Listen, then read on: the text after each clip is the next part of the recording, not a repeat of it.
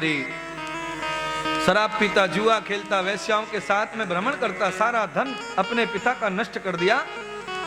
आज ये दिन आ गया कि वैश्याओं ने देखा कि इसके बाद धन खत्म हो गया है, अब इसे आदत पड़ गई है महिलाओं के पास में आने की, तो वैश्याओं ने सोच लिया अब ये तंग करेगा। और हमारे यहाँ तो धन की ग्राहकी है, शरीर की ग्राहकी नहीं है। हमें कोई धन देवे तब हम तन देते, इनके बाद धन नहीं है, क्या करें। वैश्याएं 5 थी जो धुंधकारी की दोस्त बन गई थी।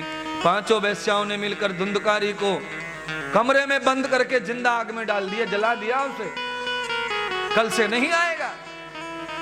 अब भागवत के सूत जी कहते हैं, सनत कुमार कहते हैं, पाप करते करते दुर्जन महिलाओं की संगति में, महिलाओं की दुर्गति में जिंदा मर गया, जिंदा जल के भस्म हो गया, तो फिर उसे प्रेत योनि प्राप्त हुई।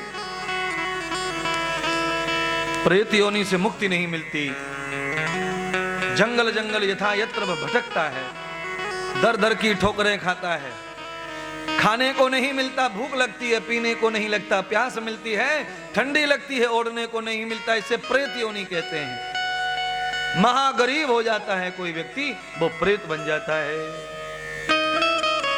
तृष्णा सब है पर उपलब्धि कुछ नहीं है, इसको प्रेत कहते हैं।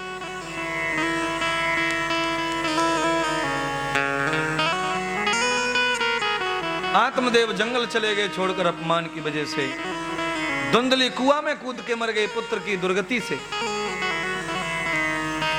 गौकर्ण के पास सपने आया, सपने में धुंधकारी ने कहा भैया मुझे बचाओ, पाप कर्म करने से, माता पिता का अपयश करने से, वैश्याओं का शराब और जुआ का संग करने से मेरे को प्रेत योनि प्राप्त हुई है, अधोगति हो गई है।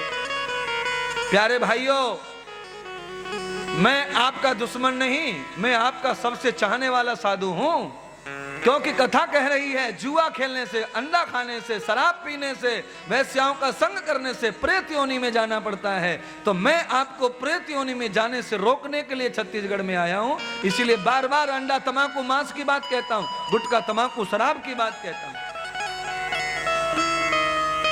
तुम रहेंगे पर खाया नहीं जाएगा, प्यास रहेगी पर पिया नहीं जाएगा, अगर गले में कैंसर हो गया तो नली पड़ जाती है, प्रेत कहते हैं इसको। साधन सब रहते हैं पर सुख कोई भी मिलता नहीं है। कैसे हो गया ये? पाप कर्म के कारण ये फल आता है, तो प्रेत योनि में कोई ना जाए, उस आशा के साथ में आपको समझा रहा हूं। आज गौकर्ण ने अपने भाई प्रेत आत्मा के श्राद्ध किए, तर्पण किए,